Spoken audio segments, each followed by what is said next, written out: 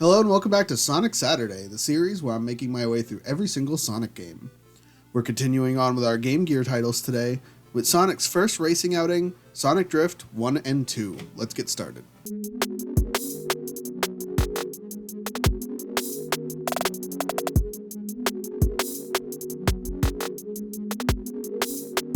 There was a game I used to have on my first flip phone that I played all the time. This game was almost exactly like that. The unfortunate bit is that I sucked at that game and I sucked just as bad at this game. There was something about the handling I just couldn't nail down, and constantly found myself in the grass or on the corners.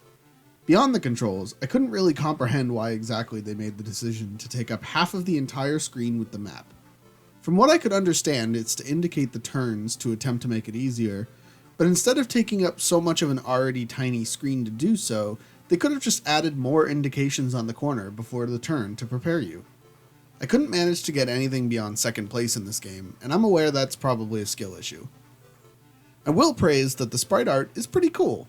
All of the characters looked nice for the hardware, and I thought it was a nice touch that Eggman was in his regular floating car.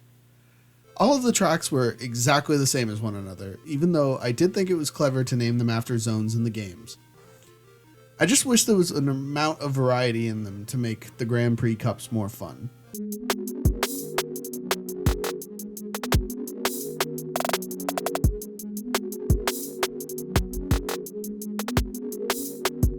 I'm not sure you could even call this a sequel.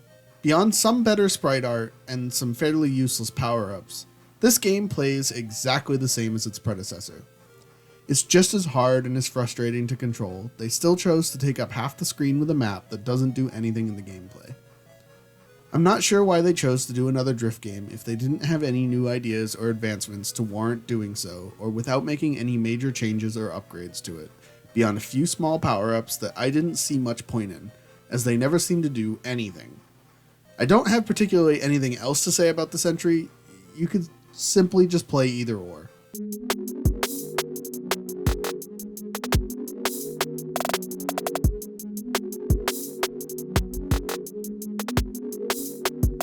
It's interesting to see the beginning of the Sonic Racing legacy, although I'll be honest, I didn't find much fun in either one of these titles. If I were to ever revisit either one of these, I'd say the second one, but specifically on the Sonic Origins Plus version, where not only is the screen much bigger, but it also gives the opportunity for 2 players. What did you think of the Sonic Drift games? Let me know in the comments below, and don't forget to subscribe while you're down there. Thanks for watching, and I'll see you next time.